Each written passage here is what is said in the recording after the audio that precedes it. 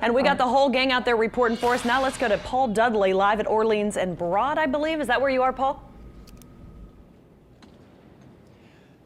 Yeah, Leslie, good to hear your voice back in studio again, by the way. Yeah, we're at Orleans and Broad here. I want to give you a look around just so you can have an idea of how much water has taken over the street here. People making their way down the street. This young lady here has a couple trash bags on her feet, just making whatever will do. You know, Tropical Storm Cristobal made its way through, and folks weren't really expecting too much rain in the region, and then all of a sudden, early this morning, the rain came. I am here with a longtime neighbor, Kelly Jones. And Kelly, you've been here for about 20 years, seen your fair share of floods, although you say it's been really particularly bad over the last 3 to 4 years. Yeah. Take me through what happened early this morning. Early this morning, the rain started coming down. It rained for about an hour, and then the sewer lid popped off. And so, like I said, I'm like the alarm system here for my neighbors whose cars so they won't get flooded. So I wait and see, and when I heard that pop of the lid, then I was like, oh yeah, it's time to start moving cars. So I started calling neighbors and getting everybody moved. You say that's a sign that you know that it is time to wait, alert your neighbors here, tell them that it's time to move the cars up to the neutral ground. Mm-hmm. What is your reaction to just seeing this flooding right now, right in front of your house? I just hope that some way we can figure out how to fix the sewer system, or, you know, I don't know. It's like I saw a vacuum truck come down, and once the vacuum truck came, then everything started to kind of go down some. So that was great.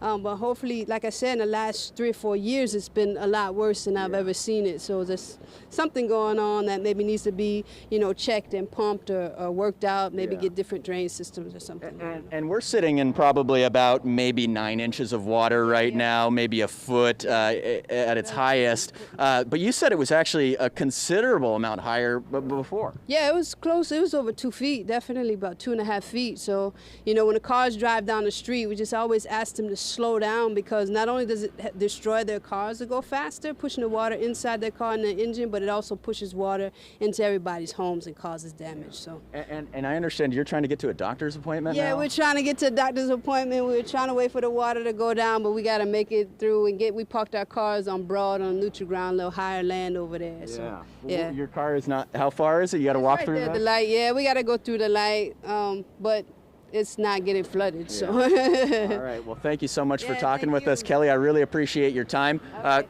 As Copa shoots a little bit more video here, I'm going to walk over. I'm seeing another neighbor here who's alerting me to. How you doing, sir? It drops off there a bit. How you doing? Good to see you, sir. Hey, how you doing? I live across the street over here, and I've been living here for 8 years. And I say in the past 3 years or so, it's flooded 5 or 6 times like this. It's really bad. I mean, it destroyed I have a door on my, as the stairs go up to my sort of patio there, and over time it's destroyed that door. I mean, I know it's not a big deal, but and I'm sorry, what did you say your name was? I'm David. And David, take me through when you really started to see this rise up. Some neighbors are saying about 7, but a little bit later, maybe? That lady you just interviewed, she's wonderful. I was asleep, and she rang the bell, and I'm like, who's ringing my bell at this time of the morning? And I heard the rain, but it didn't register. And she said, oh, we're starting the flood, and the rain's coming down, and the water's going up. I was parked over here. You know, you can see now if I had remained there, my engine would have been flooded. Yeah. So thank God that she did that, and I woke up and desperately moved my car to the neutral ground. And so, David, you were just watching us on your TV live in our house and saw the interview, and I did. Yeah. And so, what is your reaction then to seeing this flooding? You've said over the last 3 to 4 years you've seen a lot more of this. What is your reaction? What is your message to the city? Well, it's really frustrating. I don't know. I mean, if anything more can be done with the pumps, but I know you missed it. See that area right there? Yeah. That's where at the worst of it, it was coming up. It was bubbling up and flowing just like a fountain. I mean, it was unbelievable coming out of the sewer, I guess. But it seems to me they could do more to upgrade the pumps. I realize, you know, it can handle so much water in so much time, and that's always the story they give, and I'm sure it's true. But can they improve it in some kind of way? New pumps, brand new pumps? I mean, I don't know how old the pumps are in the city, but they're probably pretty old. Yeah. And we're still waiting to hear back from the Sewage and Water Board about what this might be. Kelly was suggesting that maybe that the pumps were a little overwhelmed at some point in the evening, and that there was just too much water. They certainly can handle a lot of water, but there is a limit. Right. you know, it also is impacting businesses too. You live a stone's throw away from the Broad Theater, which is probably got 2 feet of water in the parking lot right now. I feel so bad about the Broad Theater because they're on a slab and there's nothing they can do to avoid the water. And so if it's not one thing, it's another for the Broad Street. It was a pandemic first, and then they're out of business, and then the flooding, and then always something for those people, and I feel so bad for them. And right over here at Orleans Sheet Metal too, they're on the slab, they're on the ground, and they get flooded really bad when the water gets pretty high. So feel bad for them. Yeah, and we were talking to Kelly earlier, as you saw in our report. She actually has to go to a doctor's appointment. Are you going to be just hunkering down? Well, I have an appointment, it's funny, at 3:30 with a doctor, and I'm not sure I can keep it because, he's in Lakeview, and I'm sure it's flooded out there. I've seen on the TV, and certainly I don't know when this is all going to go down to where I could drive out of it. So I'm reluctant, so I'm probably going to have to cancel or reschedule that appointment.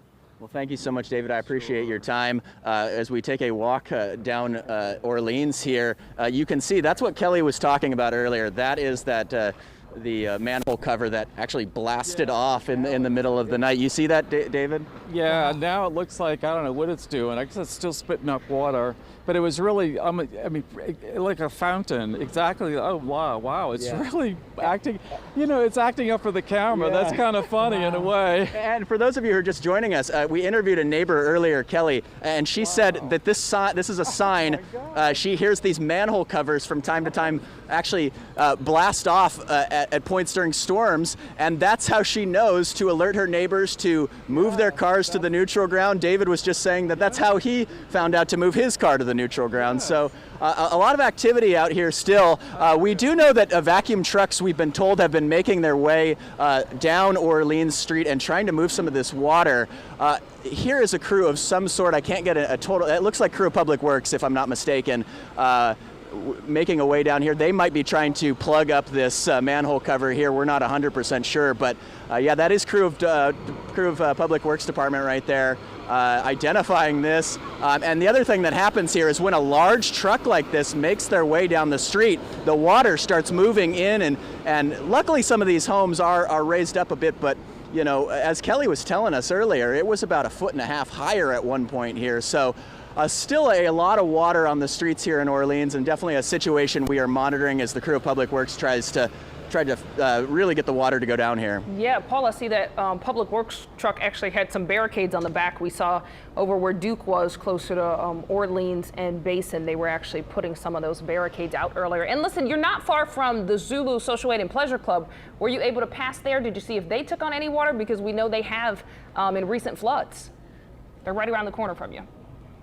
Well, yeah, so I parked right at the Broad Theater, and really from the Broad Theater all the way down, you've got a good amount of water on the street. If you're walking on the neutral ground, you're certainly okay, but if you get on the street, you're probably dealing with about 6 inches of water, if not more. And again, it was higher at one point. Wow, Paul, thank you very much for that report, and I'm sure we're going to come right back to you to get more information. But we did just receive a statement from the Sewerage and Water Board, so we want to read that for you.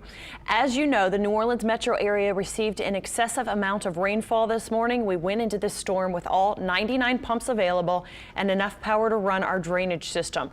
Our teams are working to drain the city now. As always, an after-action report will give us the full picture of how our system responded to this storm. We will provide full details when they become available. Wow.